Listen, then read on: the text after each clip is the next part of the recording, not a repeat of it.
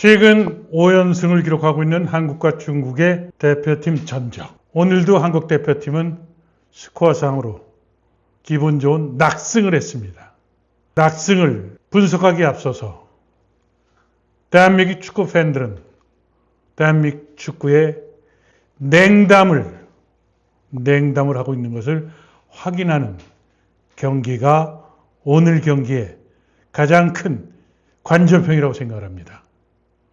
텅텅 빈 운동장. 여러분들 어떻게 보셨나요? 대한민국 축구를 유독 사랑하던 그 많던 축구 애국자들은 어디 가셨나요? 이 냉담한 반응에 대해서 대한축구협회 대우각성해야 됩니다. 그리고 반성해야 됩니다. 그리고 잘하겠다는 비전과 그리고 약속을 해야 된다고 생각합니다. 팬이 없는 축구가 어떻게 성장할 수 있을까요? 대한민국 축구는 불량품이었고 불량품의 공장장은 땡땡땡이라고 지난 회장 선거 때 제가 줄기차게 이야기를 했었죠. 그동안 한국과 중국 축구 38번 맞섰었죠. 23번을 이기고 13무 그리고 2차례 진 전적. 낙승을 예상을 했지만 중국 축구는 무기력했습니다. 워킹 사카를 했습니다. 동아시안컵 대회가 중국처럼 이렇게 워킹 사카를 하는 질 낮은 경기력을 유지한다면 이 대회에 대한 가치 그리고 브랜드의 또 파워 어디서 찾아야 될까요?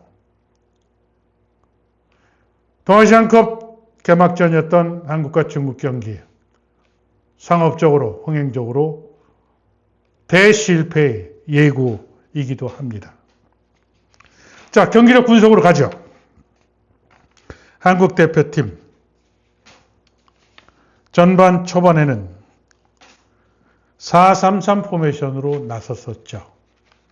오늘 경기의 가장 큰 관점은 김민재 선수의 부상이 장기화됐을 때 한국의 센터백을 대체할 선수의 우선 시선이 크게 갔습니다.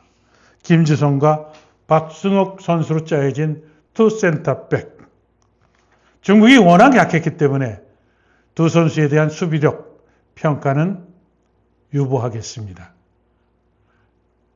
중국의 공격수들은 걸어다녔고 단 19살의 중국의 축구 팬들과 미디어들이 호들갑을 떠는 신동이라고 하는 15번에 왕이동 선수의 몇 차례 드리블 돌파에 안정적인 수비를 했던 박승욱과 김지성 선수. 수비에 대한 평가는 워낙 중국이 경기력이 비교가 되질 않기 때문에 그 부분에 대한 것은 명확하게 평가를 하는 것을 유보를 하는 겁니다. 센터백에 대한 관심 또 한 가지는 대한민국의 측면 쪽에 서 있는 풀백에 또 큰 관심이 갑니다. 이태석 선수 가장 큰 장점은 풀백이지만 윙어 역할을 하고 그리고 90분간 쉴 사이 없이 터치라인을 기차의 레일처럼 오르내리는 스포츠 하트, 강심장을 갖고 있는 것이 높은 점수를 받을 수 있고요. 그리고 측면에서 스루 패스, 또 때에 따라서는 스트라이커를 봤던 주민규, 그리고 윙어를 봤던 이동경, 그리고 문선민에게 연결되는 짧은 패스나 또 중장거리 패스의 정확성 아주 좋았습니다. 또 관심이 가는 건 누굴까요? 수비형 미드필더의 두 선수죠. 김진기와 박진섭 선수였죠. 김진기 선수가 중앙 쪽으로 가고 박진섭 선수는 4-3-3 포메이션 할 때 오른쪽 측면 쪽에 섰습니다. 두 선수 모두 포지션에 대한 변화에 대한 적응성, 협응성 큰 무리 없이 소화하고 있는 것을 볼 수 있었습니다. 한국 대표팀의 전술적 부분에서 두 가지 특징이 있었습니다. 포백에서 공격을 하면 좌우측에 풀백인 이태석과 오른쪽에 김문환 선수가 골라인까지 침투하면서 크로스나 날카로운 스루패스로 찬스를 만들어주는 2-5-3 아니면 2-3-5로 바뀌는 공격적인 포메이션의 변화가 매우 위력적이었습니다.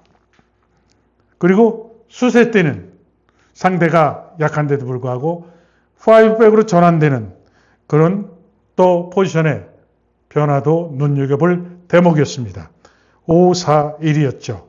주민규 선수를 빼놓고 미드필더에서 뛰는 박진섭 선수가 센터백 사이로 들어오거나 그렇지 않으면 풀백과 투 센터백 사이를 메꾸는 수비의 형태인 5백의 전환. 이것도 대표팀 전술의 변화에 어떻게 보면 시도로서 눈길을 끄는 대목이었습니다. 자, 오늘 골을 터뜨렸던 이동경 선수의 8분의 첫 골. 정말 뷰티풀 골이었었죠. K리그에서 이동경 선수 김천에서 물론 많은 골을 터뜨렸고 그리고 많은 득점 기회가 있었지만 골이 터지지 않아서 아쉬움이 컸습니다만 대표팀에 복귀를 해서 전반 8분에 터뜨렸던 커브를 그리는 통렬한 첫 골은 정말로 아름다웠습니다. 이 골이 대량 득점에 물꼬를 튀기게 했습니다만 반면에 중국 족부가 워킹 사커를 하는 결정적인 요인이 돼서 좀 더 좋은 연습의 기회를 갖지 못한 것이 아닌가 하는 넌센스에 가까운 또 그런 문제도 꼬집고 싶습니다. 자, 주민규 선수 두 번째 골. 새우가 헤딩을 하듯이, 그렇죠? 상체에 바디 스윙을 해서 통렬한 헤딩 슛을 했던 것도 참 멋졌죠. 두 번째 골의 어시스트는 이태석 선수의 기대가 한껏 커질 수 있었던 그 멋진 크로스. 아주 기가 막혔습니다.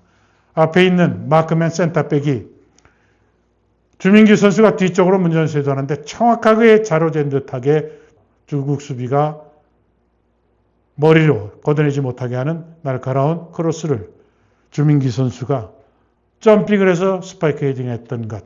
이것도 참 멋진 골이었습니다. 세 번째 골은 57분의 후반전이죠. 김주성 선수가 문전세도하면서 골을 터뜨렸죠. 김주성 선수 FC서울에서도 리그에서도 골을 터뜨렸죠.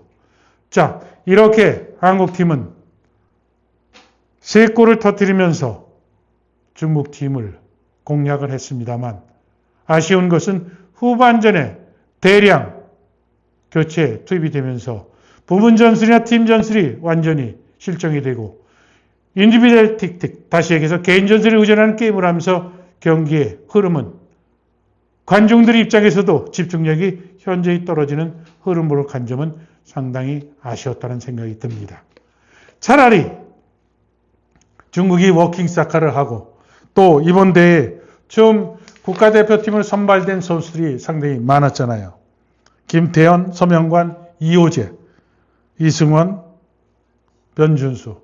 교체 타임을 하프타임 때 바꿨으면 오히려 경기에 대한 집중력은 더 높아지지 않았을까 하는 아쉬움이 있었다는 코멘트를 합니다.